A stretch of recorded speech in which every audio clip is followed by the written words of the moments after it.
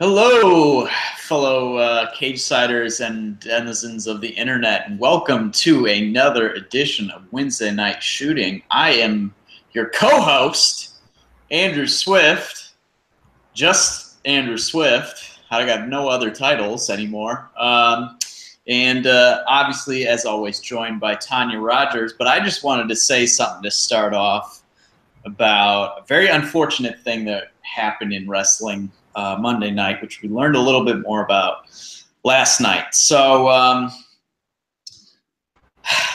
life isn't fair, you know, and we got another reminder of it last night when the news came out about Bayley's shoulder injury.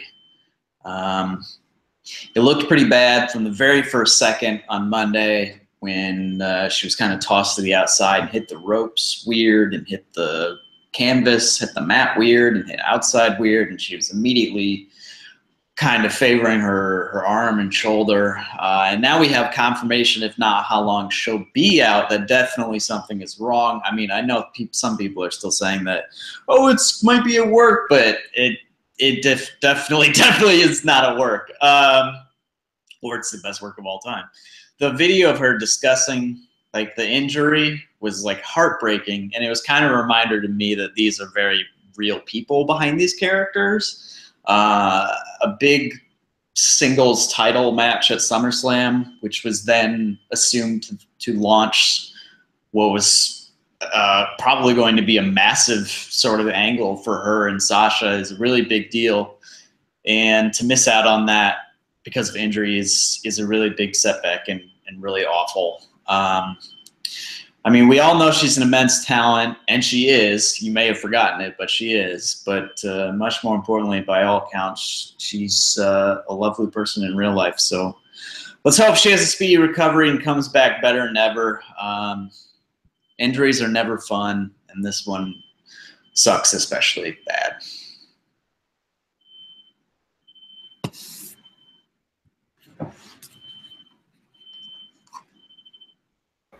Yeah, that's where I am, and I just hope it's nothing major that takes her out. And if it is, it may be a blessing in disguise. Absence makes the heart grow fonder, and her reactions aren't what they were when she first came up. So I just hope, something good can come out of this. Yeah, hopefully this means that they have to readjust the Sasha turn, and hopefully it means that they have to readjust it to what I've been saying for years now, whether she should be turning as champion, as a face champion, and just sort of turn and become more and more paranoid. So it might work out the best, and hopefully, like in the time being, Bayley gets a chance to talk to Vince and go over her character, what her character actually is, because he clearly does not understand it, and that she can kind of practice her words.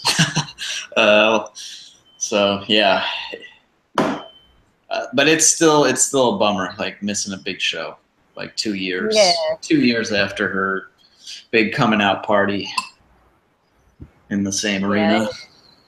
Yeah.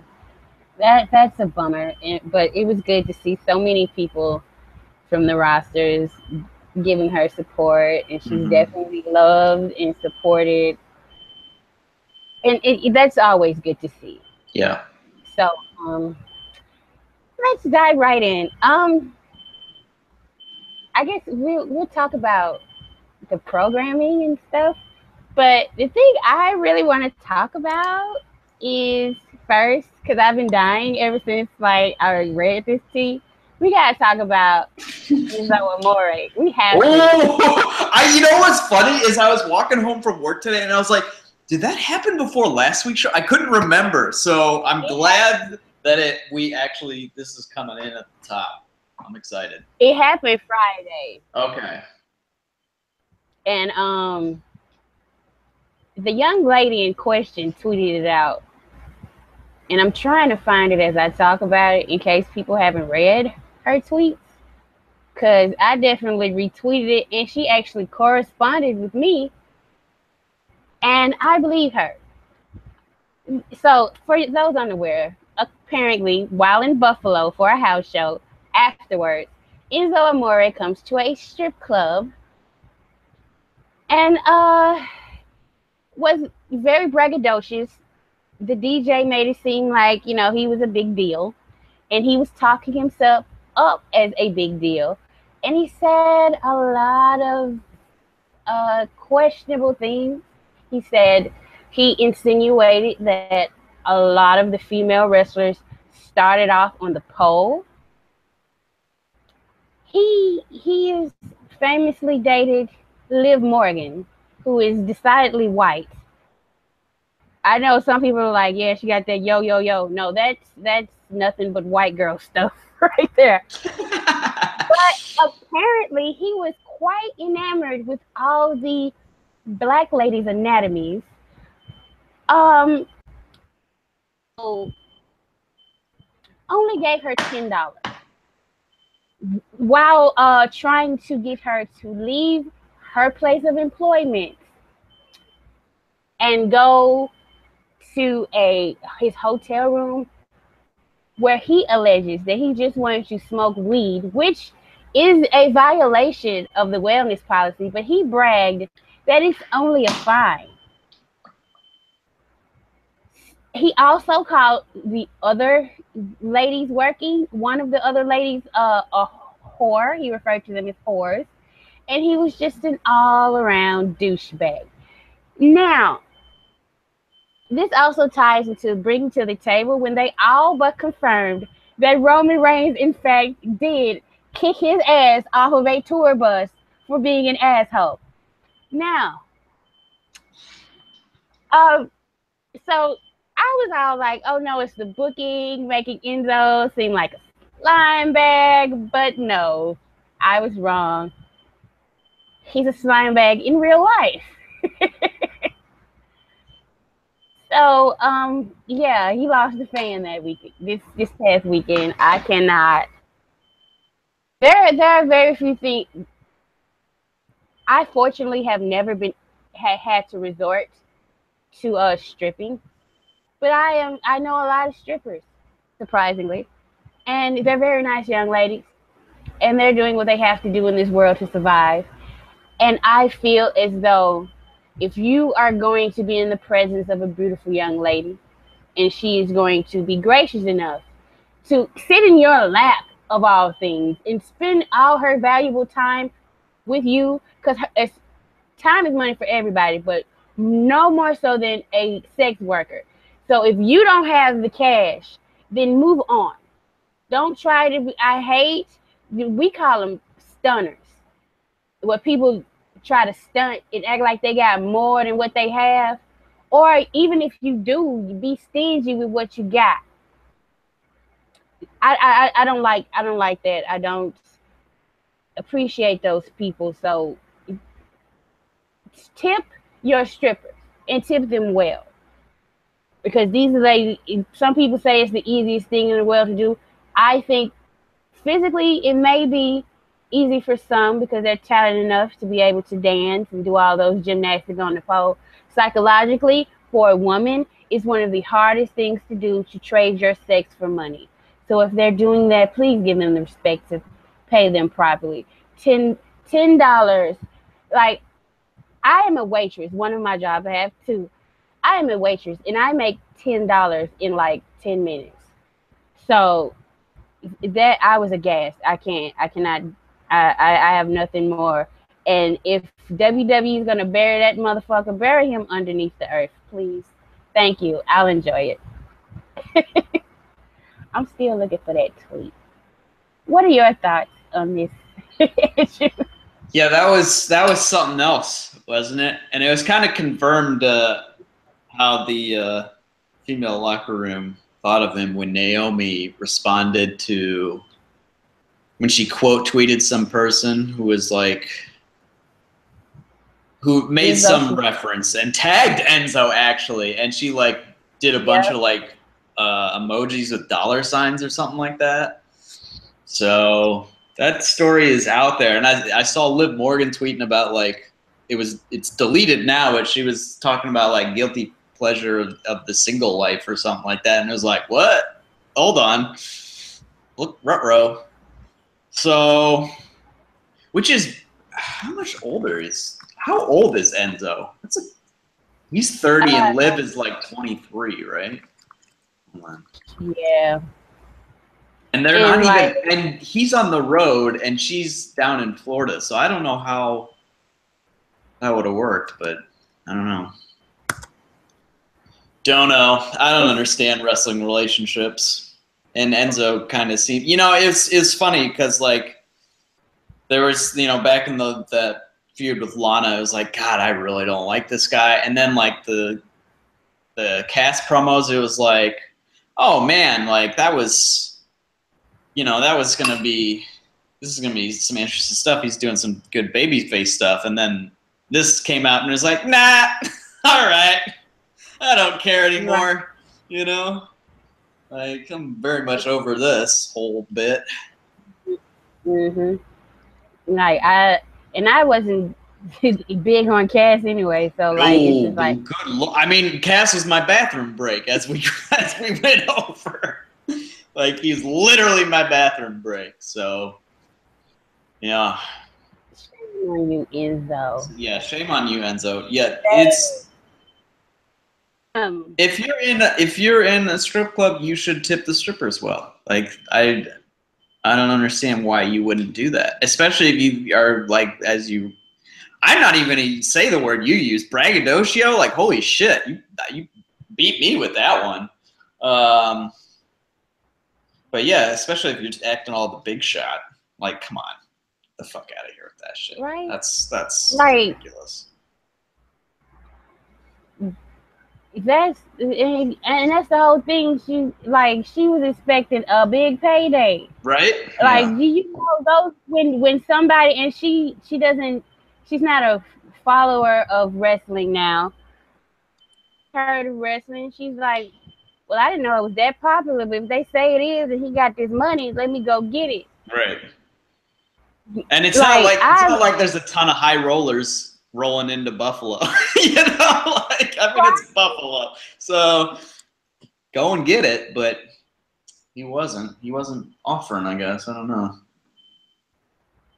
It's crazy to me. Like, how you gonna be like, and the thing that struck me as a black woman, like there's a certain sleazy kind of slumming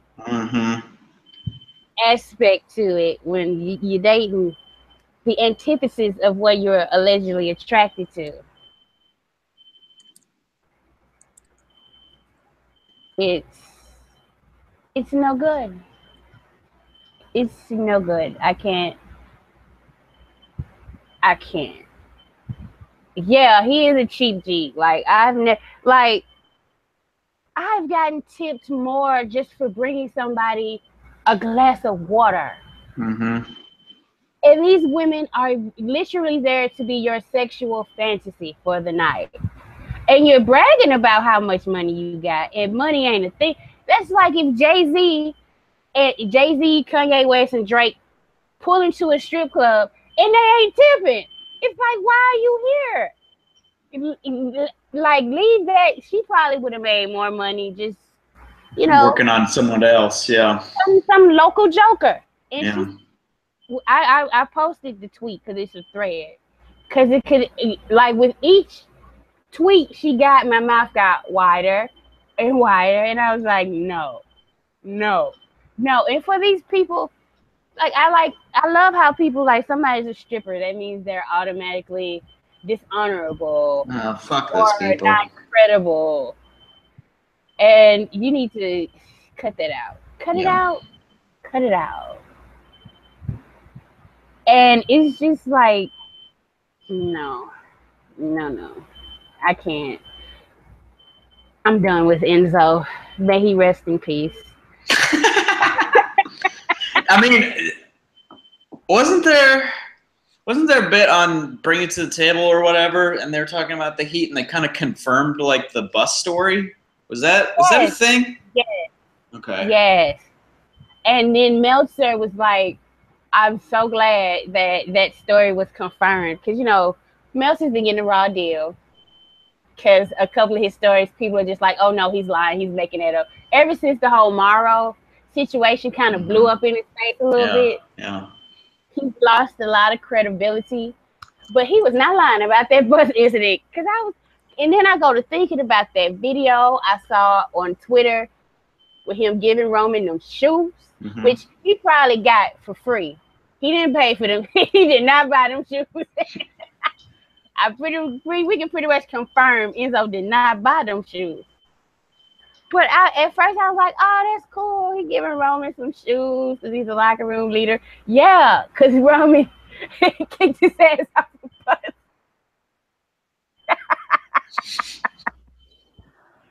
So that's WWE is bizarre. I would love to just be a fly on the wall for a week and just see everything that goes down. Right? Yeah, the mores and the way like the culture. Yeah. It's crazy. Oh yeah, he not only called the dancers whores, he alluded that all these women that we want to give chances to, that they started out as strippers. When there's no evidence that any of those women danced, and so the fuck what if they did? Yeah. I know a dancer who works out 5 days a week, watches her diet, she does research to incorporate new and different type of dances because she has a feature show at a club. So like these women, and yes, in every profession there are people who aren't any good and are kind of slagging off and are a bad influence. But most of the ladies that I know that dance, even if they make a complete career about it, they're still good people. That's just what they happen to do. So I don't like, and for a wrestler of all people to judge somebody, a fucking wrestler, and not even a good fucking wrestler at that. Enzo, like, come on, honestly, like, when's the last time, like, boy, I can't wait for that Enzo Amore match? Like, never in the history of ever. That's just somebody, like, he's probably, wrestling is a business where people like him are going to be around and mooch off the business for the longest time because he can talk. But Lord, I cannot. Okay, should we go to the next Twitter? Just going down the Twitter. It's funny. I was like, oh man, we're gonna do we're gonna transition here when it's gonna be like Enzo is what did you just say? You just said the last time that nobody's like, I can't wait for this Enzo Amore match. I was gonna be like, speaking of people that we have no interest in seeing their matches who get on Twitter lately. Our old favorite Lana was up to her tricks again. Our old favorite. She's basically on Twitter, like putting over being sexy over being a good in-ring competitor in this day and age, in this environment. And understand, like, there were a lot of wrestling fans back then who loved them some Sable, but they did not she did not get any respect in these smart streets as anything other than a TNA show. She never did. And women in her class, they didn't never get that respect. So it's like, what? I just don't understand why you would say I'd rather be ravishing than a good in-ring competitor. Like, how does that fly out of your head? Please tell me this is one of the times that Rusev stole her phone and was tweeting. Please don't let me, like, just off of the chance that there might be a little girl watching you. Like, what is that to teach anyone? Why is Lana in the company? I could not tell you. I wish I knew. I really did. Because like we were talking about, even on the subject of sexiness, I don't It's not to knock her. Don't get me wrong. She is a beautiful woman. I just don't find her sexy. I don't think she's not that sexy to me. Like there's a lot of women I would take over her in the sexy department. So, like when you're not even like the best at being sexy. Like, girl, I was like, oh no, baby, what is you doing? Please stop. No, abort. Oh, and she did. She said this tweet to Charlotte, and Charlotte was like, you know what? We just got different priorities. And then Becky tweeted at her like, you know, your wrestling talent goes farther. And then she doubled down on a tweet that didn't even make any sense, talking about you can't wrestle till you're 120, but you can still be ravishing. And I'm like, I'm pretty sure your maggot food, like 40 years into like, I'm pretty sure if we dig up somebody that died, like if we find somebody that's 120, however we dig them up with it, I'm sure there's going to be nothing ravishing about them. Like she did. She literally said she'd rather be attractive than good. And for the people like, this is a gimmick. This is her gimmick. Like that ain't her gimmick on TV. Her gimmick on TV is she trying but failing to be a wrestler. That's her gimmick on TV. If her gimmick on TV was along this line, first of all, I would have serious problems with it because WWE is not good at that message at all. But I would kind of give her leeway. But like people have done that before, where they like she uses the word ravishing, so people like defend her. Oh, she said ravishing is a part of her gimmick. No, boo boo. No, boo boo. That's pure unadulterated bullshit coming out them tweets. She needs to stop tweeting. Like somebody take her phone away. WWE is like, you know what? You are blocked from tweeting for like the next month. Go corner and think about what you've done. Like seriously, like who? I cannot even. Like if I was even halfway her friend, I'd be like, girl, did you just say you rather be attractive than be a good wrestler? Sit your ass down somewhere. We out here trying to kill ourselves to get respect. No.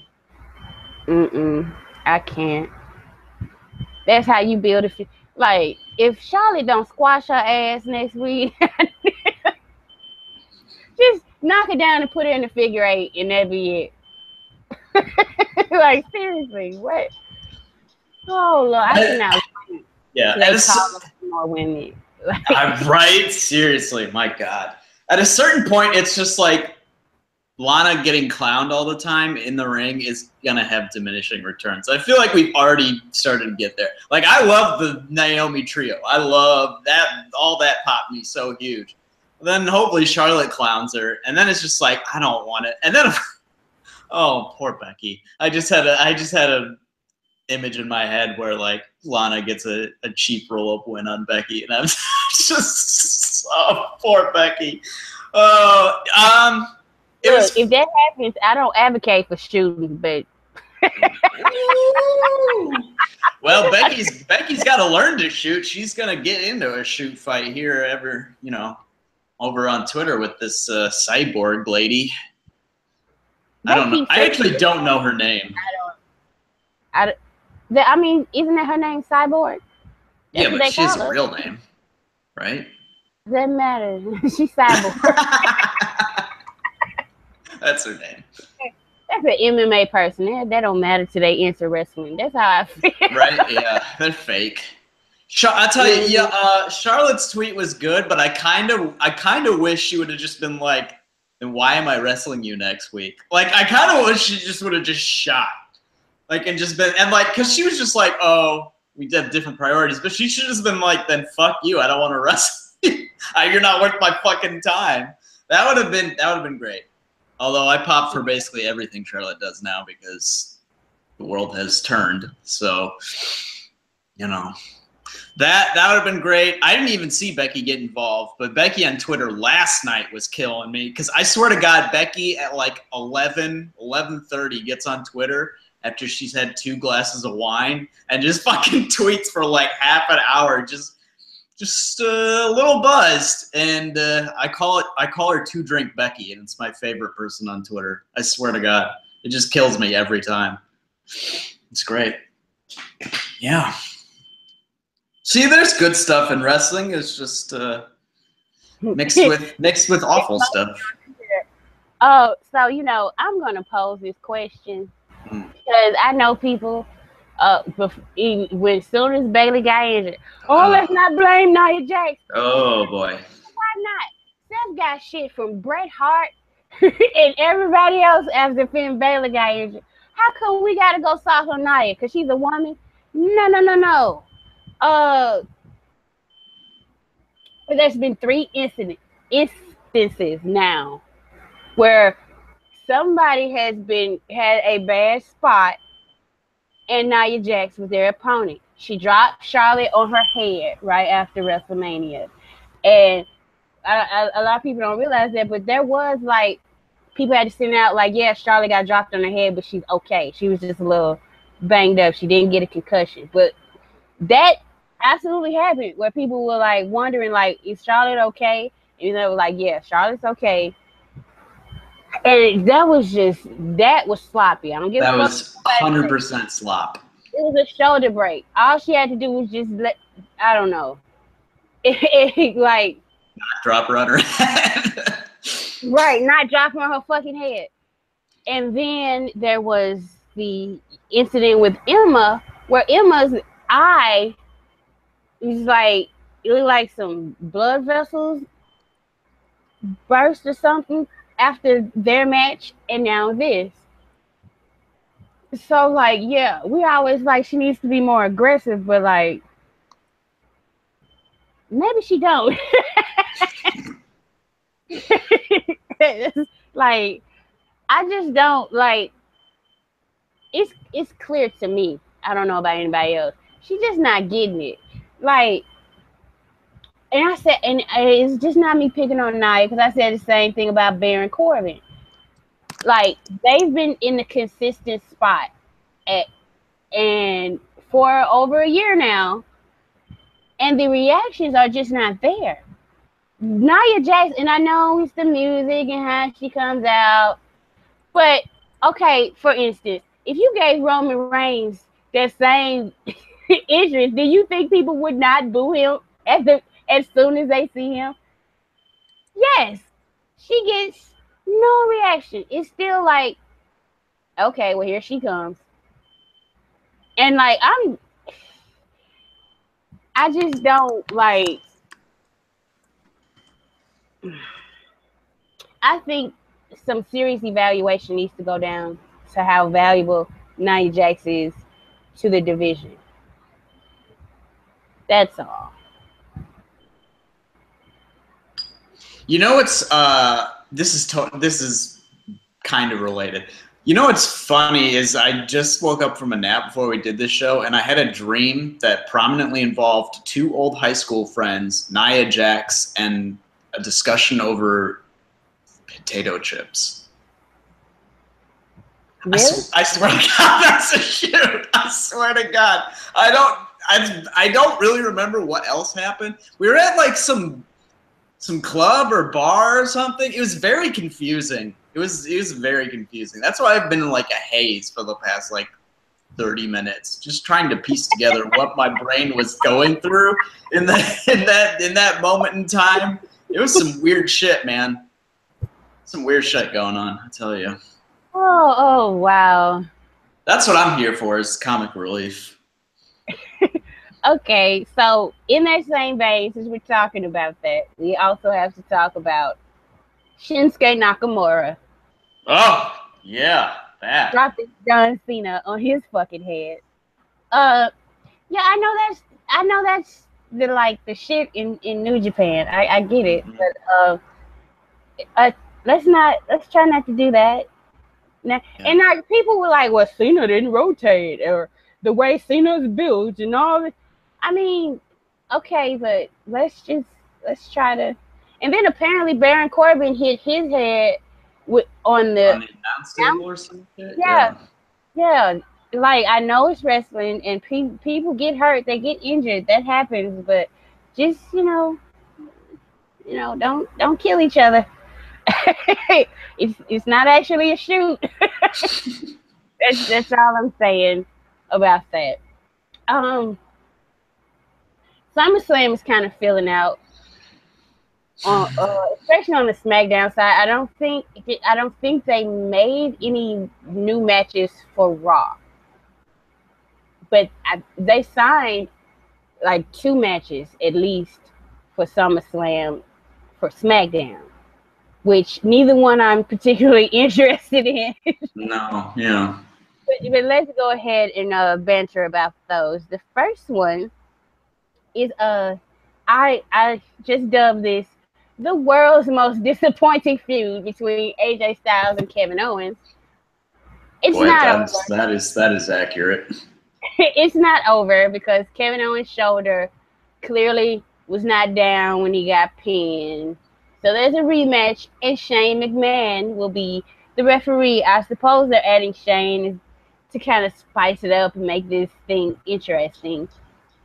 But kind of what that tells me is that KO's from here on out is probably going to be feuding with Shane and not AJ. Yeah. So, and it was weird when Brian backstage was like, "I got a ref for you," and then they were both like, "Oh, who?" And he's like, "Shane," and Shane was like, "The fuck?" And then like 4 seconds later, he's like, "Yeah, I'll do it." I was like, "Wait, what? No, that was not consistent with what how you just reacted to the idea." Like, he literally was just like, that seems like an awful idea. I think he's going to murder me in this match. And then he's like, you know what? Fuck it. I'll do it. Hell yeah. I'm the ref. That's great. That's going to be wild. I hope they just ham the fuck out of that match in Barclays. Just do ridiculous shit.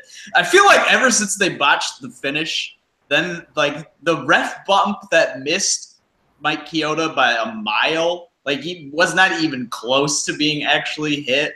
It was some TNA level ref bump shit there. And then the pin was the most hilarious thing in the world. I popped. It was so dumb. I enjoyed it. I'm not gonna lie. Wasn't Kevin Owens like yelling during the pin? Like, I know you got hit in your eye, but what was wrong with your fucking ear? That's amazing. Yeah. It reminded me of the old Hogan Andre pin where Hogan has his shoulder up. Remember when Andre wins the title on like Saturday Night Main Event or whenever that happened, and then sold it to Ted DiBiase. All you youngins, this is some history for you. Well, Hogan's shoulder was probably up because Hogan never wanted to ever fucking take a pin ever. Yeah, that was actually a shoot. Like the match was supposed to be a clean Andre win, and Hogan shot and put his shoulder up probably. Hogan was the master of kicking out at 3 1/2. Oh my God! Against Ultimate Warrior, that's inexcusable. Oh, I fucking hate it. Every time I see that pisses me off. Scott Hall and Kevin Nash had to play reverse psychology on this motherfucker for him to put Piper over at Super Brawl.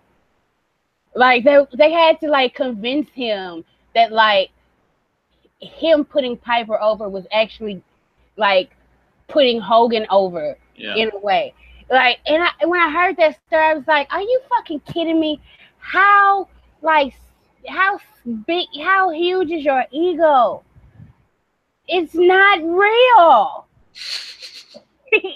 And then at that point, in, like, mid-90s, most of us knew it wasn't fucking real. Like, what?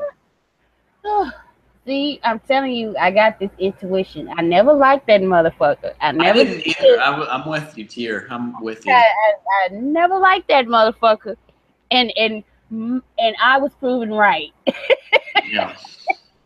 It took like 20 years. It was a long build, but it came out in the end.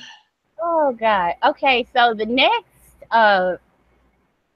match that they signed on SmackDown for SummerSlam is Randy Orton versus Rusev, because apparently Randy Orton's not going to stop till he gets rid of all these evil foreigners.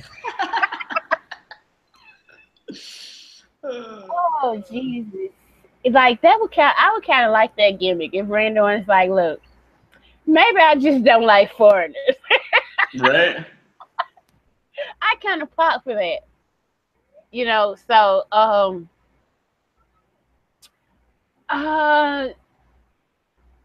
call me crazy, but Randy might do the job.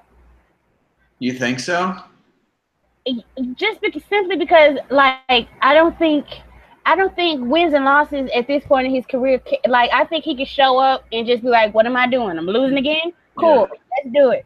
Like, I don't think that at all matters to him. He just wants to come, get his check, do his RKO. Who am I supposed to put over? Right. Did you see the tweet he liked? Or No. retweeted rather. It was from that like WWE kayfabe humor account or whatever, and it was like I'm gonna pull it up actually. I'm gonna get this right. It was really good because it was like ripping on all the matches he had recently. It was kind of oh fucking hell! What? I just pulled up Randy Orton's Twitter account, and the top tweet is a retweet from David Clark, the Sheriff Clark. Motherfucker! Oh! God, this sucks. Why did I do this? All right, back to the creative humor now. Quote, I'll fight you. Just no Punjabi prison matches or House of Horrors or flag matches or any other bullshit matches. In quote, dash Randy Orton. And Randy Orton retweeted it, which is kind of funny. But fuck, man! God! Why did I do this? Remind me never to look at Randy Orton's Twitter account ever again. Right. God. I mean, hey, it's Randy Orton. Like, I know, but still. Like, I'm telling you, like, I have a theory in my head that the minute that, like, Roman started to become a locker room leader when he fucking stood up to that piece of shit. Like, that is my theory in my head because Randy. When did he stand up to Orton? I don't know this story. Okay. When the Shield it was the summer of 2013, and the Shield was getting heat because some people said that they took their gimmick too seriously, particularly Roman and Seth, and that Randy Orton would target them, say shit to them. So there was a mistake it was a house show match, and Randy Orton's like trying to pull his shit that he's pulled with several people, like call him out and curse him out, and Roman wasn't having that shit, and he cursed his ass right back out. So because of this, they got Seth Rollins and Roman Reigns got relegated to the pre-show, but they fucked up because they were facing the Usos. So, you know, the Usos were trying to get on TV more. Mm-hmm. And their cousins got heat backstage. Mm-hmm. So they're like, we're just going to go out. Like, if whoever has not, SummerSlam 2013 pre-show, Rollins and Reigns versus the Usos, one of the best fucking tag team matches in the modern era. They tore the motherfucking house down. And after that, they said they came backstage and they pretty much knew that they no longer had heat. Pretty much. Like, it was all good. No, it wasn't SummerSlam, it was Money in the Bank. Okay. Let me correct myself. It was Money in the Bank. 2013? I'm gonna look this up later. It wasn't SummerSlam. Because Ambrose was actually in one of the Money in the Bank matches, which kind of like proves the story that it was more Seth and Dean that had the heat, and Seth and Roman that had the heat, and not Dean. Yeah. So yeah. So in my head, that's when I was like, And then Randy's always complaining about how none of the new guys come asking for advice. You tried to fucking bury the hottest act on the roster. I didn't come and ask you for no fucking advice either. Like, what the fuck? Like, excuse me, sir. How do you bury somebody you don't like?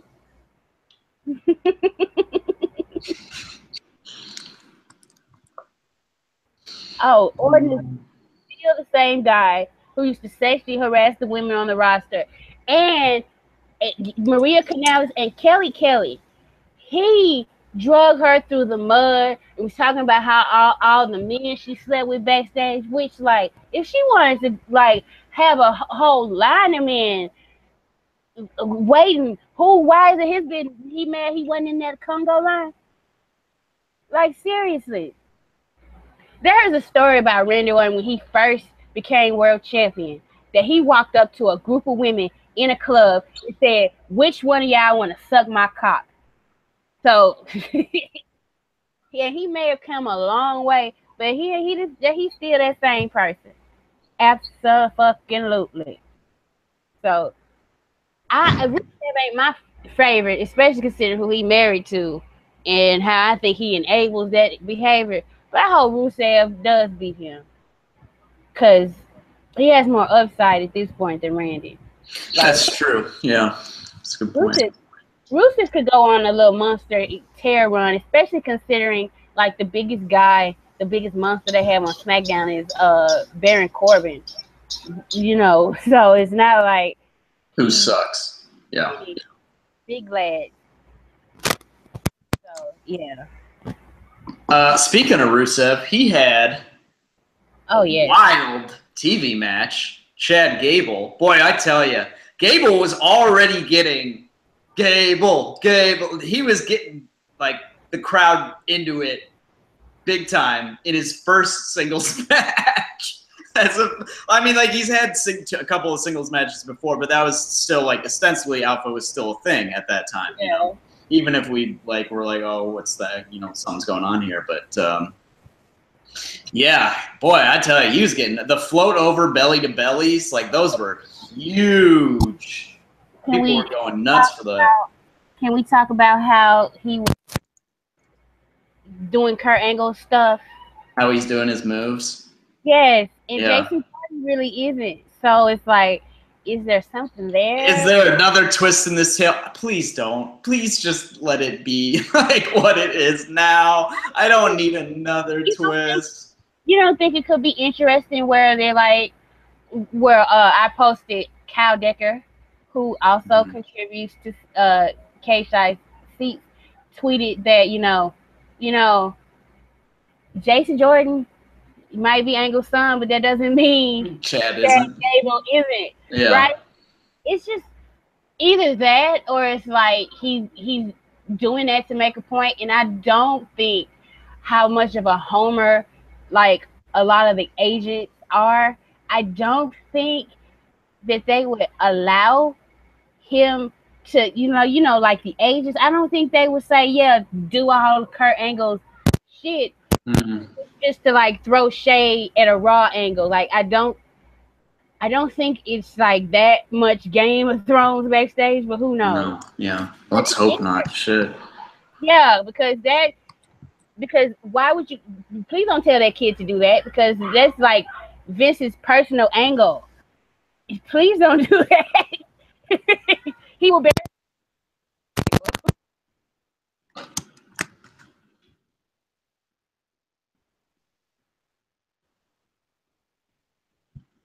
Where did you go? Are you still there?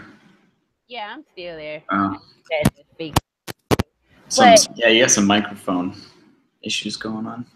Yes. Yeah, I have a terrible mic. I'm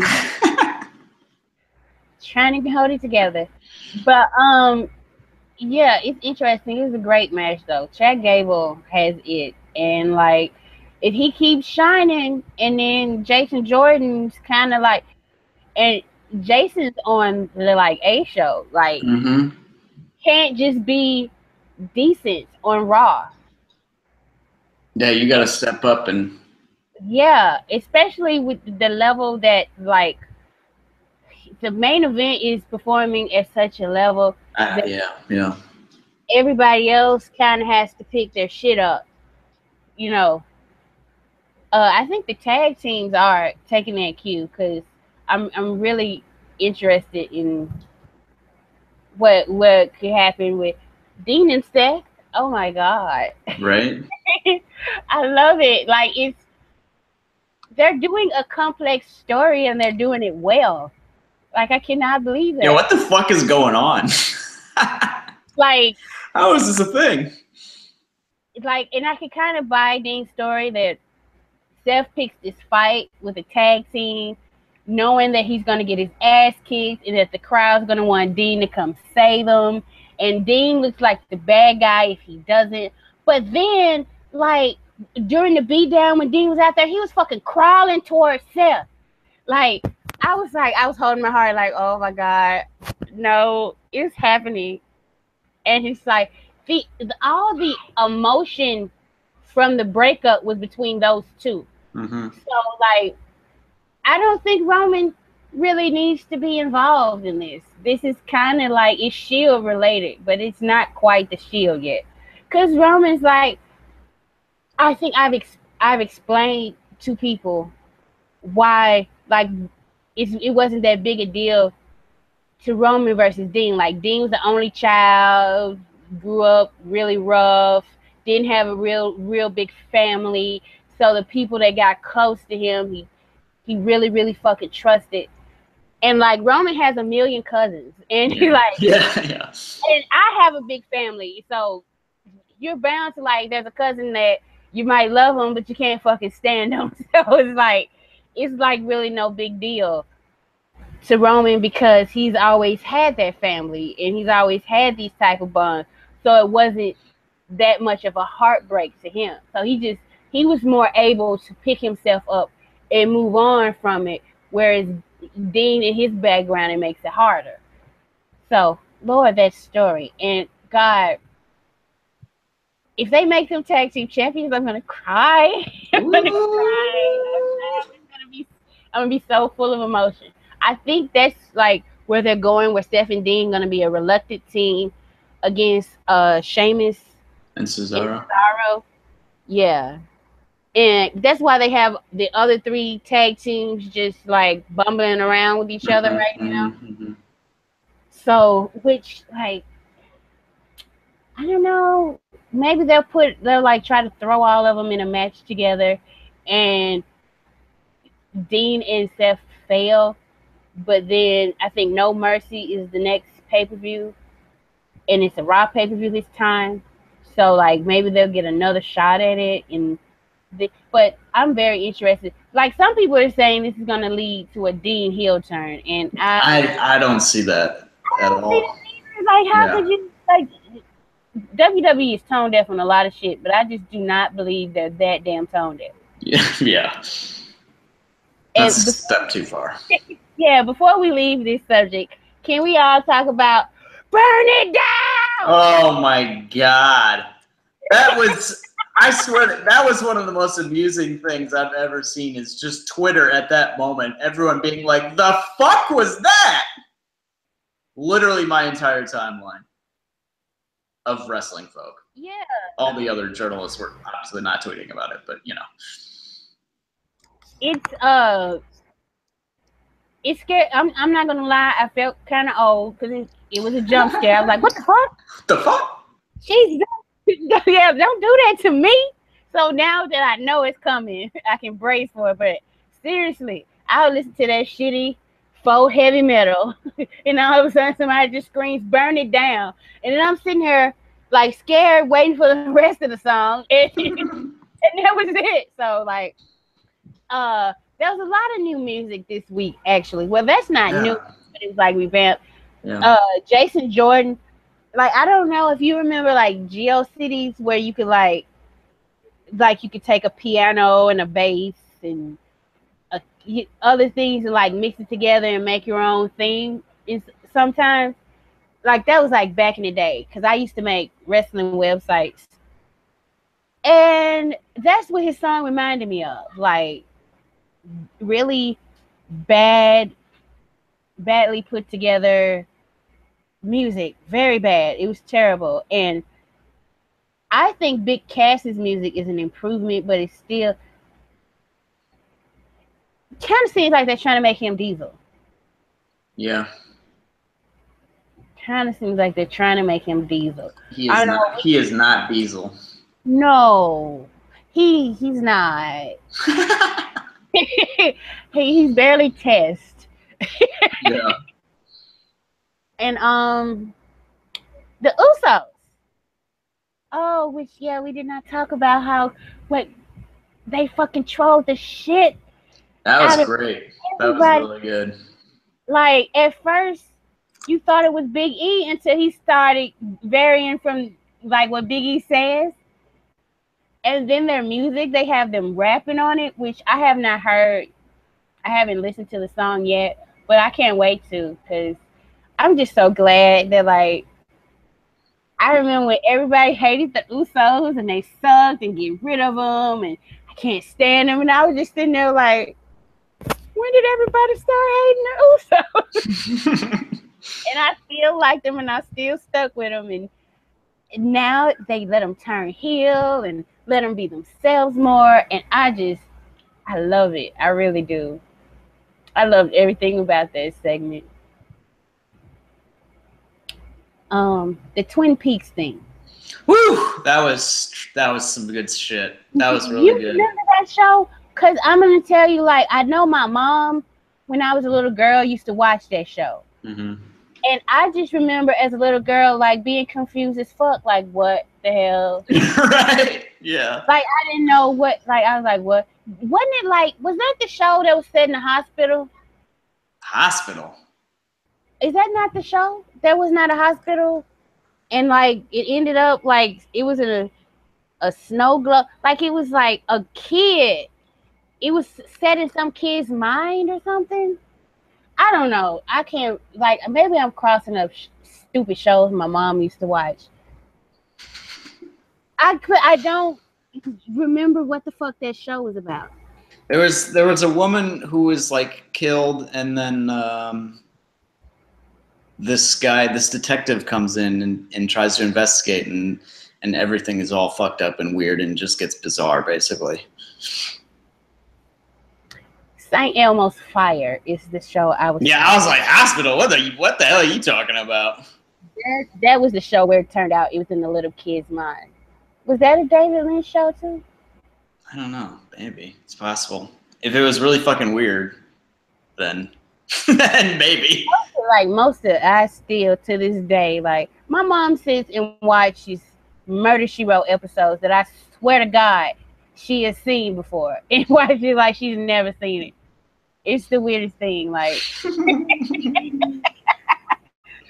But anyway, that I loved the segment, but like are we supposed to take those clues seriously?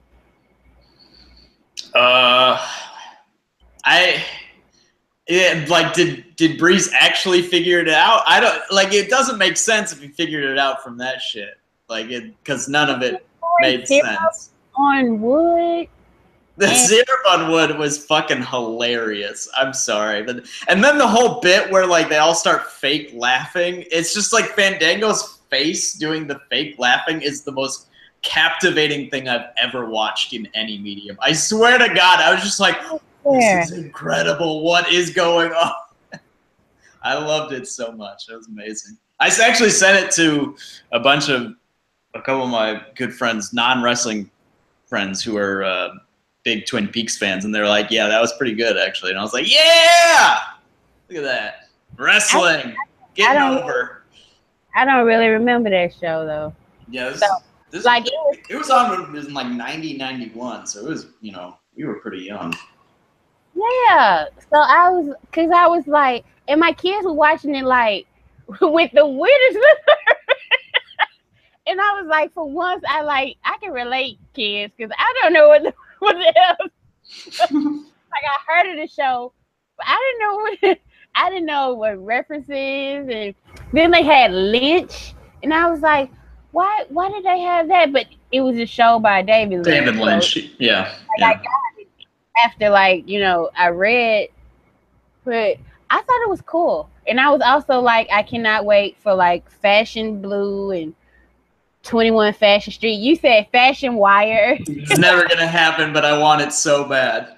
They seem to be like modeling after all these cop shows, so like I can't wait for the next one. Fashion Homicide, Life on the Streets. Right? Boom, let's do it. Oh, I used to love that show. Yeah, I think at this point, it kind of seems obvious that it can't be the Wyatt Bros, because they've built it too much for that. I feel like it, and the fact that Eric Young has been off NXT TV for like a month and a half, maybe 2 months now straight, and the commentators have been like, Eric Young's off doing his own thing or whatever, advancing the mission of sanity or some shit. And I'm just like, I think it's gonna be sanity. Also because, my God, Nikki Cross would be such a breath of fresh air for SmackDown's women's division. It'd be a huge bummer if they called up Sanity and just had Nikki stay down in NXT. That would be no point. That would be tremendously upsetting. Please do not do this to us, WWE. And like, I know people are like worried, but like, I think she's so good. There's certain people like I don't really get worried about their call up. Mm-hmm. She's one of them. Like, I don't really think they can. They're like, well, they're just gonna make her crazy just to be crazy. I'm like, that's the point of her craziness on NXT. Like, come on now, let's not make the gimmick more than it is now. Yeah. She's just violent as fuck. Right, it's really hollow now. Don't try to. Yeah. They can't strip it any more than it is. She's fucking. If anything, it'll give more definition on the main roster. Right, and it's a plus because she hasn't gotten that pushed, and we know Vince really kind of digs non-pushed NXT X. Yep. So yeah, that's good. What else was there? I know, like, we didn't really talk about the triple threat, but like, I'm satisfied. Like, it was whatever, you know. I was disappointed because like you had Brock there. Yeah. Just have him go out and interfere. Just have a brawl. Yeah, like why? Yeah. Stop paying that man to come and giggle at what Paul Heyman says. God damn it. And say shit every now and again. Stop. He's getting paid way too much money for him to just come and giggle at his friend talking. That's all he does. Stand there with a little smirk. Yeah. And like, Heyman's, like, his thing makes no sense. These three guys are trying to kill each other to get at Brock. Ain't nobody trying to get that title off Brock. I was sitting there like, Heyman, please, you and Brock need to stop doing your little contract negotiation agendas live on Raw, because that's fucking up the story they're telling. He came out there, seriously, he came out there and told a completely different story than the one we've been watching without Brock. They trying to get rid of him and he leaving. Nobody gives a fuck. Leave. You gonna fail another drug. Right, seriously. Like, seriously, if y'all think Brock Lesnar is not gonna be at WWE after WrestleMania 34, what else the fuck he gonna do? He is serious. And unless he going home. Unless he just retires, yeah. Exactly. And I don't think so, because Vince still giving up them coins. Right. Lord, see, fucking around with me, Brock would be at home, because I call his bluff. He'd be like, well, I'm gonna go to UFC. I'm like, all right. Good luck. Heyman's promo doesn't make sense. Because it's like he doesn't watch the product and then comes in and tries some cute, like, shoot-esque promo. And none of it makes sense. In this situation, it didn't work at all. Because if that was the case, then Braun, Joe, and Roman would all be like, we're not going to face each other. We're going to save ourselves so we can tear Brock apart. No, these guys are willing to kill each other to get a chance to fight Brock. They all want to fight him one-on-one. So they can prove that they're the ones that can beat him. So when Heyman comes out there, and I'm sure he popped his little fans or whatever, but it don't make no sense to the story that they're telling. Why the hell would Vince want to get that title off of Brock?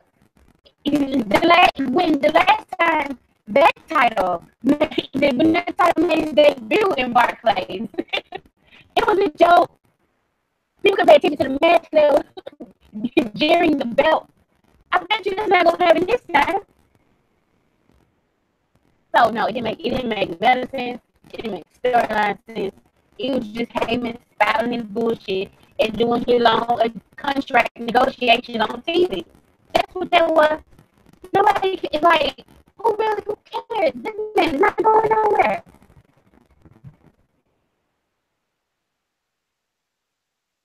Okay, what else? Are you ready for your reading? Oh, you know what's funny? I was going to suggest your mic is really giving me feedback, by the way. I was going to suggest 10 o'clock as the 10 o'clock hour as my reading. So, all right. You might want to mute and see what's going on my mic. All right. Okay, folks. We went over this comic book last week, right? And I decided I don't even think I brought the right one. I didn't buy the one with the meat scene, unfortunately, but I bought off of Amazon. Boom Studios WWE #7. It's got a picture of Dean Ambrose driving a car, about to get hit by a big semi and a car chasing him. So I'm gonna do once a week, every week at the 10 o'clock hour. This is gonna be story time with Andrew, and this is a very special. I'm gonna give you the rundown for what this comic is. This is a very special edition because it's Dean Ambrose and Sasha Banks driving around fighting crime and shit. I don't know what's really going on. I haven't read any of the older ones, but so I'm going to do my very best impersonations, which, by the way, are awful. And I have to admit, if I break down in laughter half the way through from doing my ridiculous Sasha Banks voice, it's a possibility. It might happen. So anyway, let's do it. Okay, let's get going. My cat just interrupted me. Hold on one second. This is one sketchy looking joint. Sign says it's the last truck stop for the next 50 miles. And my truck is running on fumes. So let's cross our fingers that these hills have both eyes and fresh coffee. Black 2 sugars, yeah? What is this Sasha Banks voice? This is not her voice. I can't do it. You know it. Wouldn't turn down a day-old donut if they have any. And then Sasha goes inside. Please point me in the. I can't do it. I just want to do like a mixture of like anger, but it comes out as come hither for some reason. It's very confusing. There's a lot of weird psychology going on right now. Please point me in the direction of your discount pastries. My co-pilot fancies himself a lunatic and likes to prove it by chowing down stale sweet bread. What's that? Just 2 coffees to go, please. I'm not big on I told you so, but this place has that wrong place, right time stink. It could smell from the highway. Now we're here. I've got some big mouth breather on my 6 and a sinking suspicion this just turned into a work night. Luke Harper, don't tell me this is Wyatt country. I guess that explains the smell. So that was our first 2 pages, and I'm gonna have to work on my voices because that was not very good. But this is a commitment I have made to y'all. We used to do a thing for a couple of weeks where we would sing theme songs, but then that got old real fast because we didn't want to do that because it was embarrassing. Also, we ran out of good theme songs to sing, frankly. So now I'm just going to be doing dramatic readings, and I promise I'll prepare more next week because this one was not very good. I'm disappointed. Granted, I have not gotten to the meat of this story. So, yeah. These comic books are something else, though, let me tell you. They are chock full with innuendo and some kidnappings and some some Bray Wyatt alluding to himself liking the darkness and having an earned reputation for liking the darkness, if you get what I'm saying. So yeah, you can go on Amazon. You can buy them. They're $4 for the digital edition, $6 for the physical copy. And we are not being paid by WWE to say this, by the way. I just like to point that out. Or are we?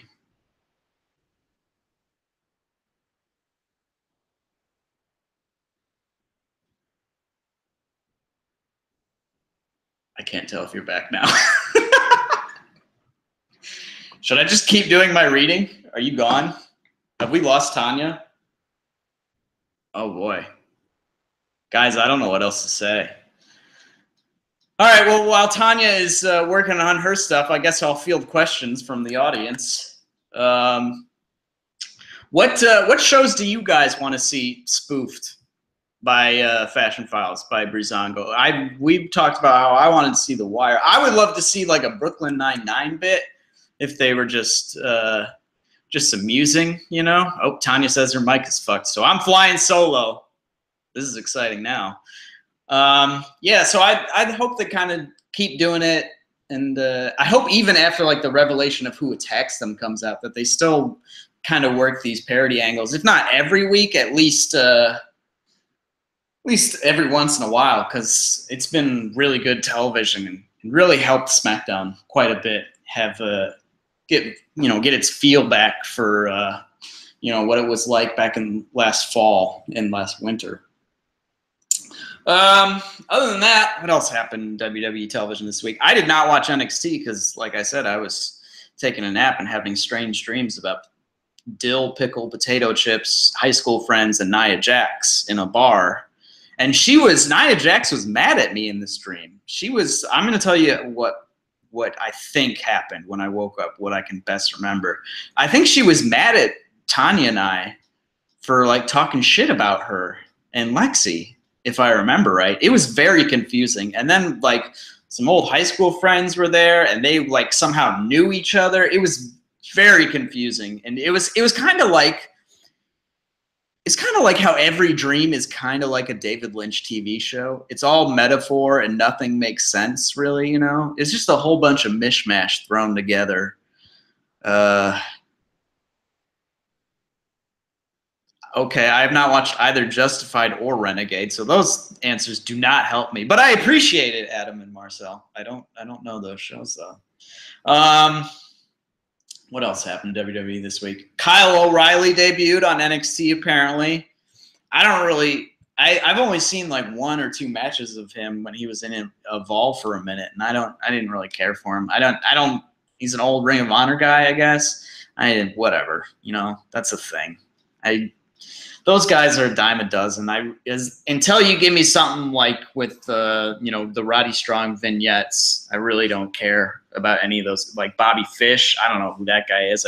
I assume all these guys I don't know are old Ring of Honor guys. Bobby Fish, Kyle O'Reilly, they're just all whatever to me. They're not a whole lot of exciting. Ember Moon hit the Eclipse on Asuka. It'll be a really big bummer if Ember Moon does not go over for her in Barclays, because then like you have to do like an immediate call up with her, because they're not going to do an angle with all the new babyface women coming in where she's going to like go on like a year-long redemption run. You know, they already had her redemption arc and this is it right now. So if she loses, she just kind of has to go up onto SmackDown, which desperately needs more workers. Like put Nikki and either Asuka or Ember on SmackDown, and all of a sudden that division looks a whole lot better, you know? So hopefully that's the case, and we get that. But I would like to see Ember go over. I think she'll get a good reaction in Barclays. She got a pretty good reaction in Chicago, and that was before like people really started getting behind her, even in Full Sail. And Full Sail is kind of like the canary in the coal mine, where if you get a good reaction down there, it seems to translate to takeover crowds. And takeover crowds, especially in Brooklyn, are always hot as hell. Like they're going to be fire for that. So looking forward to that. That's coming up in only a couple of weeks. That's God, 3 weeks from tomorrow, I'm heading up to Brooklyn actually for like 6 days. It's gonna be an event, folks. It's gonna be a long, crazy weekend. I guess we'll have a show the following Wednesday, Saturday afternoons. I don't watch TV show on Saturday. What are you talking about, Marcel? Yeah, we'll probably have a show the following Saturday or the following Wednesday after TakeOver, SummerSlam, Raw, and SmackDown Live, which I I do have tickets for all 4 at the moment. Although there might be a moment where I just have to, drop the SmackDown tickets or the Raw tickets or something. It's just too much wrestling. That might happen to me. Wait, I think Tanya might be reappearing. Maybe I thought I just heard something from her. Other than that, you guys can go. You should read my Becky Lynch epic if you haven't read that. The 1 and 2 parters. The first part came out July 4th. It was what the hell was it even called? Oh, Finding Her Own Way. Becky Lynch Identity in Wrestling. And that was a decent length. It was like 3,300 words. And the one I put out on Monday was like 8,300 words, which it was supposed to kind of be like a 1 and 2 parter, like half, equal length or whatever. But it turns out her main roster story is much more developed than her NXT story was. So I had a lot more to say on that. So that was some good stuff. I think you guys should go read that and give me some hits and clicks and recs. It's always appreciated it. Oh boy. All right. I'm flying solo for as long as I want now. This is exciting. Okay. Tanya's mic is fucked. So you're riding with me. So get in your questions right now. I guess I'll do a bit. If you have some really important, I will literally answer anything you ask of me in this thread right now. That is a shoot. You can ask anything you want about wrestling or non-wrestling, and I will give you an answer because I'm just trying to fill time right now. And that's apparently how I'm going to fill time.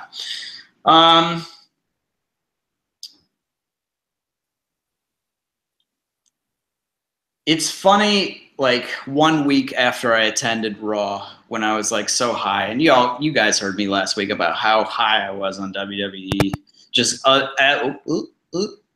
maybe no, just absolutely gushing about my experience at Raw last week, and then it's just WWE just brings you down. Like I don't even think Raw was terrible. It wasn't like very good by any means, and SmackDown I liked quite a bit, but it just the negative brand association is such a strong pull in the wrong direction. It's very unfortunate, and it's really not ever going to change, as Tanya and I have gone over many, many times before, until there's a new leadership at the very top.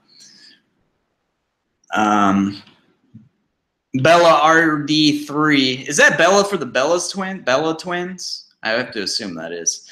Asks, who do you think will win the Fatal 4-Way? Okay, so this is 2 different questions. Who do I think should win the Fatal 4-Way? Well, if the program for Mania is Roman Cena, I don't know if that necessarily needs the title. I really don't know if that needs the title. So I think you might want to do like Braun. I think Braun winning the title should and will.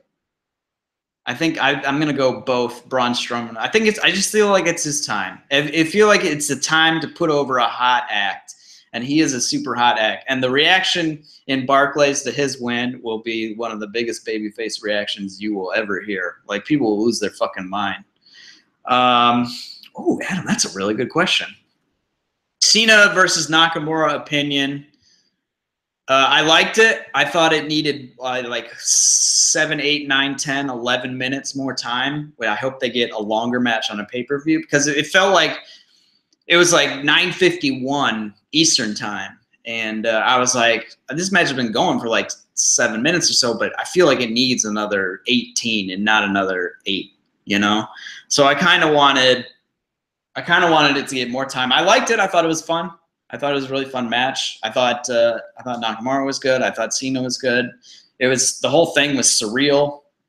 Just with Jinder Mahal as WWE champion in the Skybox. Like, what the hell happened? You know, that's just utterly bizarre. But don't really have any opinion on Heath Slater's new wrestling school. I think I like Heath Slater's mind for the business in terms of I think he's got some good ideas about wrestling. I really liked. I really thought that he had a lot of his own hand in his arc last summer and last fall when he was a free agent and then got SmackDown Live and did the tag tourney with Rhino and won the titles at Backlash. I thought he was a big part of pitching that angle and what to do with that, or at least that was my impression. And so I think he could be a guy. Like it seems like a lot of wrestling schools these days just teach like the physical aspect, and they don't necessarily teach the psychological aspect, or just wrestling nuance and what it is to be a wrestler and how to act. And I don't think wrestling schools are doing a very good job at finishing people in that sense. So hopefully a guy like Heath, who has a different perspective, can improve that a little bit. Adam asked a really good question. How does writing one of your character articles, like the one on Becky, typically begin? What's your process like? Well, it's a very long process. I'll say that. I'll go into a little backstory here. The Sasha stuff, my first articles in Cage Side, which were just fan posts at the time that I would put up at posts at 4 in the morning or whatever. Those were, the first one happened a couple weeks after TakeOver Brooklyn 2015. I think it had to be Labor Day weekend. It was a 3-day weekend, so it had to be Labor Day weekend. And I spent, going into that Friday, I didn't really have plans because I just spent a bunch of money in Brooklyn or whatever, so I was like, I'm not going anywhere. I'm just going to hang around DC and see what's going on. So I decided, you know what, I'm really into this Sasha Banks cat right now. I'm gonna go back and watch her. I'm gonna go back and see how she became, the person that utterly blew my fucking mind, in Barclays, 2 weeks ago. So I kind of was just watching old NXT stuff, and I don't know, at a certain point on like Saturday, I guess, I was just like, you know what, I should write this up. I don't know. It was just kind of like that first article, those first couple of articles that were like Sasha, and then there was like one on Sasha and Bayley, but it was like 80% Sasha, let's be real. Those were kind of just like works of passion. Like those didn't really have much thought go into them. And in fact, when I look back on them now, they're kind of shit. Admittedly, they're not very good. They're not structured all that well, and they have less of a point than the ones about Bayley, and especially the Becky one ended up having. They had less of a narrative and less of a thesis, I guess. I had a decent point about Sasha Banks' character, which I think popped her in a big way, which is why she reacted, because I really understood her character like from the get-go. But yeah, those first couple of works were just works of passion, basically just pouring words out. And that was just kind of spitting shit on the page. And I didn't have any obligation. I wasn't on staff or anything like that. I wasn't on the masthead, so I could just post those at 4 in the morning and see whatever. And they didn't really get big, actually, until, I guess an hour, like it was like really weird, like an hour after posting the first one, because I had tagged Sasha in the tweet after I posted it. I was like, I'm a ridiculous mark, and wrote 4,000 words about, evolution of a boss. And an hour later, my phone starts buzzing at like 5:30 in the morning, and it's just like quote tweet, and I'm like, oh shit! Like, so she actually kind of blew me up in a big way, which I have obviously lots of appreciation for. She put me over in a big way first couple of times, and that sort of affirmment of the writing and what I was doing. Yes, I will. To answer your most recent question, Adam, yes, there is a Charlotte piece coming. But like Sasha, like it felt really cool to have like this person who noise. Hello? Oh my God! Can you hear me? I can hear you. Okay. Just go ahead. Go ahead. I was enjoying it. Okay. As we're doing like story time with Andrew now. So yeah, so like getting that affirmation from someone whose work you respect in like a tremendous way, which is, you know, I have that tremendous respect for Mercedes' work as Sasha Banks. I was just like, oh shit, I'm gonna keep writing stuff. Like that felt good to like get that affirmation. So that kind of happened, and then like after the Brooklyn match and then the Respect match, I was like, fuck, I'm like kind of digging Bayley now too, which I told Tanya this the other day. It's a true story. When I first got into NXT, I fucking hated Bayley. I thought she was such a geek and so lame. I was like, this person is the dumbest character ever. I did not like her at all, you know, but, you know, time happened and obviously got into her in quite a big way. But the Bayley article, which later became 27,000 words over a 10-week span, which was insane, frankly, started like right after TakeOver Respect. Like I have notes from TakeOver Respect and like some images taken from like that next weekend. Like I'm gonna work on Bayley stuff, and those sorts of epics like take time out of you, you know? And like at that point I didn't really have enough material to go on, you know? And so like as her story developed, you know, by the following spring in 2016, I was like, okay, I'm gonna actually have to like get around to this now. Like it felt like it was time. So by that time I had all kinds of shit to write about, obviously. And wrote the hell out of that series, which was insane. That was the one that where an editor really would have helped, because I probably could have cut 5,000 words off of that, and it would have been a lot better. It's actually interesting. I'll go on a little side note here. My articles on the horsewomen, like how I wrote the articles, are kind of allegoric for my relationship as a fan with each of the characters. Like Sasha Banks, like I said, 4 a.m. fucking works of passion. Like this character is so fucking cool. I have to write it and I have to publish whatever I'm saying right now. Like it was just like that. I had to do it. You know, that was the thing. Bayley was the thing. Like I started and I was like, okay, whatever, blah, blah. And then sat on for a very, very, very, very long time. And then finally it was like, you know what? I think it was like enough frustration. It was probably like the WrestleMania match where Sasha didn't go over. And I was like, fuck this shit. I'm writing about Bayley. I'm going back to NXT, you know? I'm writing about NXT shit. They do fun shit down there. So I think that was like a kind of impetus there. And Bayley was the thing where I was just like, it kind of grew on me over time to the point where I had to, you know, put out what I put out. It was just like, it was a feeling of like, I had to explain why this character is more than it seems. Like, because people, even to this day, are like, oh, she, you know, it's such a, you know, boring character. It's minute, like, blah, blah, blah. You know, she's just a little fangirl or whatever. And there's a lot more to the character than that. And I really felt like that needed to be brought out. So that was the idea behind the Bayley thing. The Becky thing also started like last, it probably started like after her title win at Backlash in 2016, and then definitely got going after her promo following the tables match. Was it the promos in the tables match? I think it was during the Alexa feud. It may have been one of the contract signings where I was like, all right, I need to start working on this more a little bit. But obviously it's August and it has just been finished, you know. So that one took some time in the sense that I didn't really know what I was saying.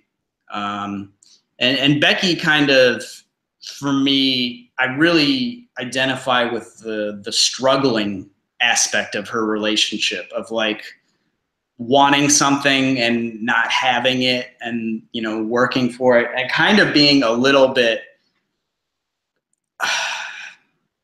dark and cynical. There's a little bit of Becky that's like a little bit dark and cynical in the sense of like she knows it's not destiny. Like you have to fight for every fucking inch that you get. So that's the part of Becky that I really identify with, and that's kind of what got all those words. Because again, I was thinking like 6,000 words on Becky tops, maybe, and then it became in total like 12,000, like double that length. And it just sort of happened where it got to the point. It was kind of funny. I was at like 6,500 words for the second piece, and I hadn't written a word on either the Charlotte feud or the Alexa feud. And I was like, oh no, I have written too many words for not even going over either of her actual two big feuds on the main roster, you know? So that did involve some editing in the end, but that one kind of showed my progress as like a writer and an editor and thinker, because it's much more concise than it says. I feel like a good amount of what the Bayley thing said, but there's a lot less rhetorical masturbation for my own sake in it. I think it's a lot more structured and flows much better instead of goes, off into tangents here and there. It's just a much closer narrative, which I think kind of reflects what I was trying to say about Becky Lynch's character narrative as being so coherent and tight. And so unique in that sense. And then in terms of Charlotte, which I do have, work being done on her. And in my head, I want to put it out before SummerSlam, but I don't think that's going to happen. Like that would be a Herculean effort to pull that off. I don't think it's going to be one of those epics in terms of like running down their entire character history, because obviously I've watched so much of Charlotte's stuff over now that I've reviewed all the three other horsewomen, so I've seen her in all of these feuds so much. And I think the big point I want to make about Charlotte is how I think the writing for her character, even dating back all the way to NXT, has been really terrible because it's basically non-existent. Like the only two promos or segments that I can really remember where I felt like a connection with the Charlotte Flair character was when she initially dumped Rick, because it was like she was being an asshole, a jerk, but like what she was saying had so much truth in it and so much pain.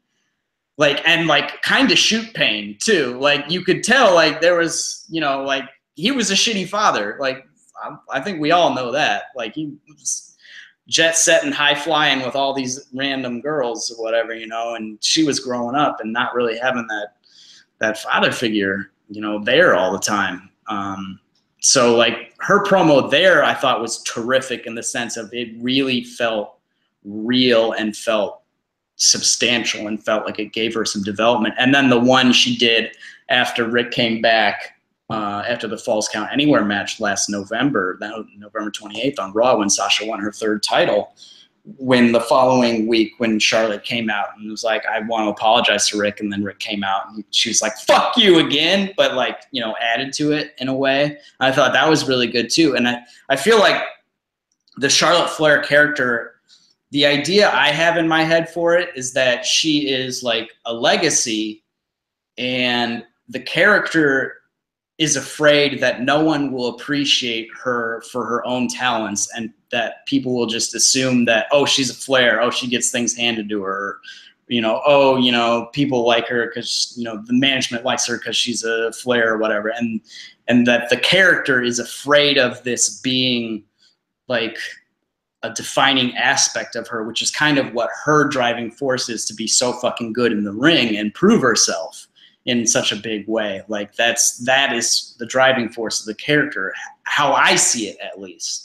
So the Charlotte post is going to be basically like WWE needs to write Charlotte better.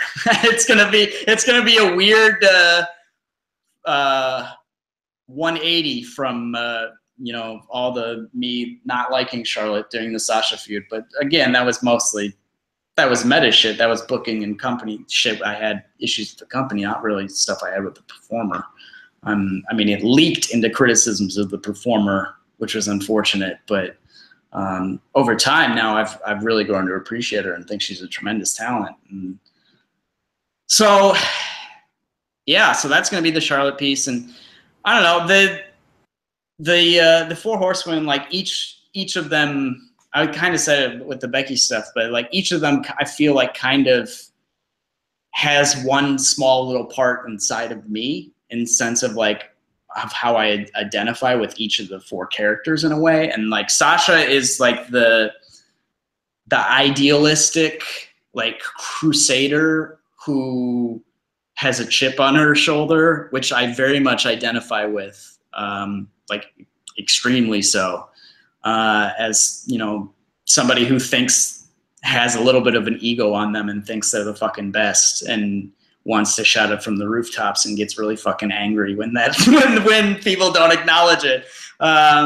So that's like my like extreme amount of like passion, which is what Mercedes puts into Sasha Banks. She's just an extremely emotional, passionate character.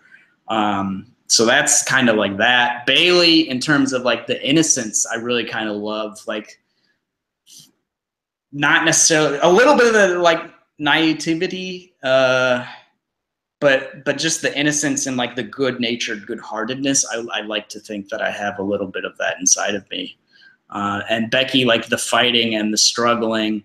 And then Charlotte, I'm trying to identify it more and more. And I guess at this point, it's kind of coalesced in my brain to it's an idea about my own privilege as like an upper middle class white male who grew up in Iowa, who grew up in, like I said, upper middle class, never had any worries or, real worries in the world, whatever.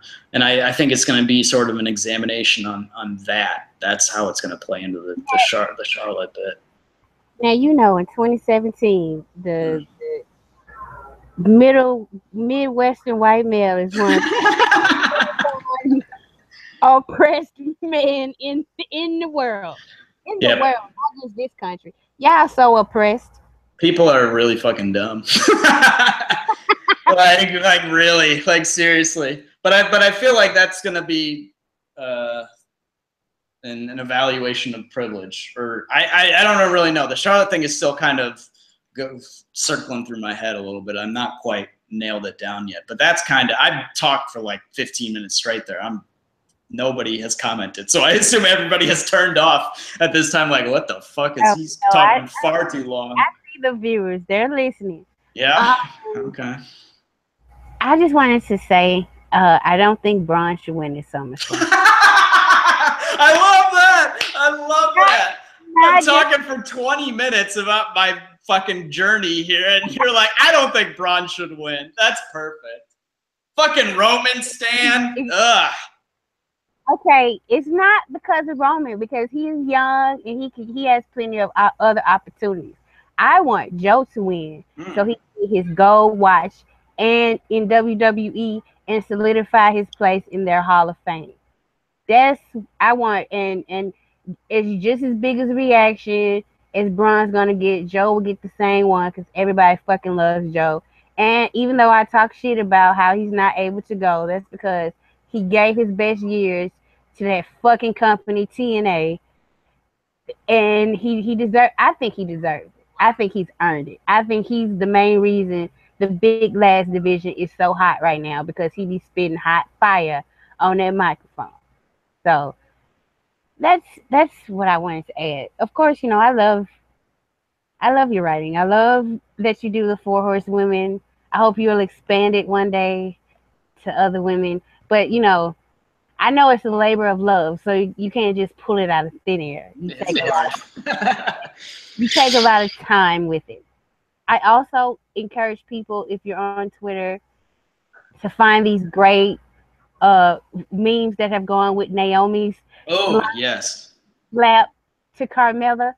They gave me life today, and they're great. And Naomi's, I'm so proud of her. I am so proud of her. Like Black Twitter, which doesn't really follow wrestling, Black Twitter picked up on that, and I just love that they have people are like, who is this? And like she might bring, like, people making fun of that glow belt and all her stuff, but she might bring some more eyes to this product. So you just think about that. Yeah, I don't have anything else to add, I don't think. Unless somebody want to ask me a question, but yeah, do you have any long questions that Tanya can tell us a journey story for 20 minutes on? I did it, so you know, it's only natural. I mean, I had a chance to do that time you was slept through the show. Oh yeah, that's right, that infamous night. That infamous night. I was thinking about that night actually for some reason. Oh, it's because when Tanya and I were having a conversation in the DMs about Finn Balor's abs, and it reminded me of Big Money Drew. And so then I thought about that night because he stepped in and helped you out there. Yeah. Yeah. Bella RD3 asked me if I watched Glow, and I did, and I fucking loved it, and I thought it was tremendous. And I'm probably gonna end up watching again. See, I'm waiting for BoJack to come on Netflix. Oh God, that's gonna be so great. They said it was supposed to be July, then they moved it back to September. September, right? Yeah. Yes, and I'm like, okay, so don't be a coxie. It needs to be September. Right. Yeah. And so you're gonna do Glow at that time? Yeah. Yeah, cause like if I get Netflix, I like to binge watch stuff, and I would have been out. Like if I had Netflix now, I would have been watched Glow like 4 times already. Right. Yeah. So the last couple of episodes too. Like I binged it over like that one weekend, and the last couple of episodes were I watched at like 4 a.m, and I had like a bottle of wine, so I don't really remember them all that well. So I probably need to go back and just remember what happened, actually, you know. And for some, I do follow some wrestling outside of WWE. Follow some people in New Japan, but like. I don't know what it is about Kenny Omega. I just don't really like him. I love the Young Bucks. I didn't used to like them, but like that's because I'm a click mark, and they were like, I was like, they are stealing my guy's shit, but like that's not that's not all that is about them. I do hate like some newer fans associate the Too Sweet sign and all that to them. Like, no, bitch, that's they stole that. But I get over that. But like, I don't really like. I don't know what it is. I think it's his face. He looks weird to me. And I know that's shallow, but I don't really like. I know he's a good wrestler, but like, I don't really like him that much. Yeah. Yeah, so, I don't. People always tell me to watch Progress, but I haven't pulled the trigger on it yet. I don't know. There's a lot of content to get through, so that's kind of daunting. Yeah, and I was thinking about having a watch party for the Classic. Like, yeah, when it comes out, but it's 4 hours. Now, us in the Daily, I think it's about a year or so ago, there was a match with, I think the dude's name is Brian Lee, and it was an hour plus long. Oh, yeah. It was like 108 minutes, I think, and we watched it together. But like, 4 hours, I don't know if we can swing it, but I really would like to like, sit and banter about it with everyone while it's happening, so we don't have to use spoiler bars and stuff like that. So I think that would be interesting if we could try. That could be a fun idea. That also, I feel like we could do that with some I'll be on the wine. You know what I'm saying? Exactly. Make it a little bit interesting. Yes, I'm very excited for that. I'm more excited for that than I am for SummerSlam. I tell you, SummerSlam is like, I'm going to it, and I'm just like, God, I don't. It's gonna be so long. All I'm thinking of is like all these matches that are being made. And I'm like, all right, there's another like Bathroom Drake, like It's phone charging. I've got like 4 of them already, and I'm like, fuck, there's too many of them.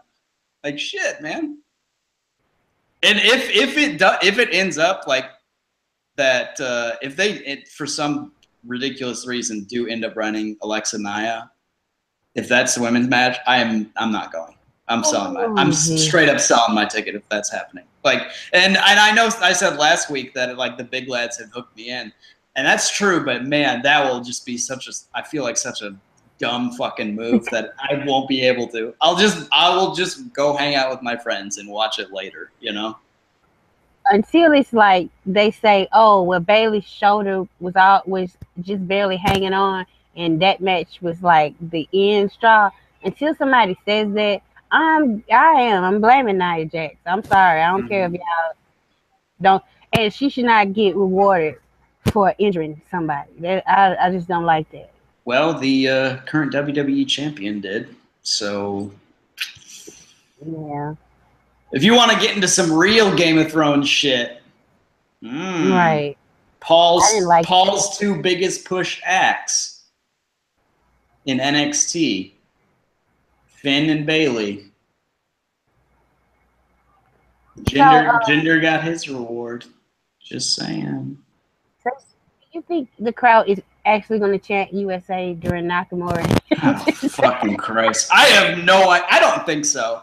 I think like people have been ragging on the Barclays crowd, which is kind of weird because it's a different crowd for like SummerSlam weekend and like other just, shows at different parts of the year. Like it's a really hardcore crowd for SummerSlam weekend, like even more than Mania, I think, because it costs a lot less money.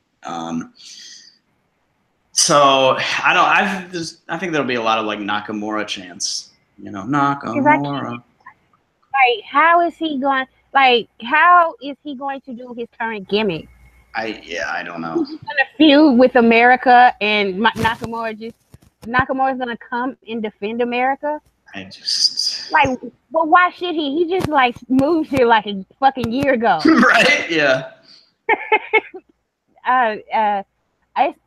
I'm interested to see how they're gonna play Jinder's character against a non-American.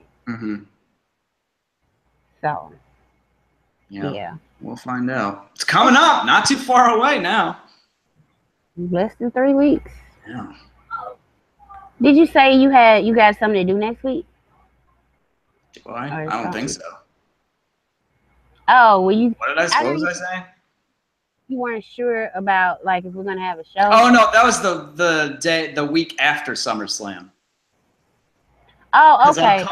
I'm coming back from Brooklyn on Wednesday, so I don't know if I'll be like in a shape to have a show, but I think I should be able to manage it. Yeah, all right. Anything else we need to add? Not really. I think we've covered a whole bunch of shit. I have talked far too much tonight. And I'm sorry. I'm gonna try to get. No.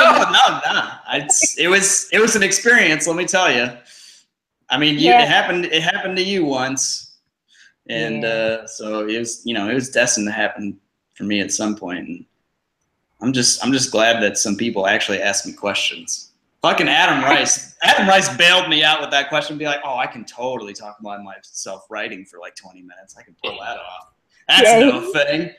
He's the real MVP. Seriously. Other than that, we're all very sad, obviously, about Bayley, and hope her shoulder improves rapidly. Obviously, if not for SummerSlam, certainly for Survivor Series, because it sounds like they kind of wanted to have a big thing there for the horsewomen. So let's hope that's the case. And on that note, go hug yourselves. Bye.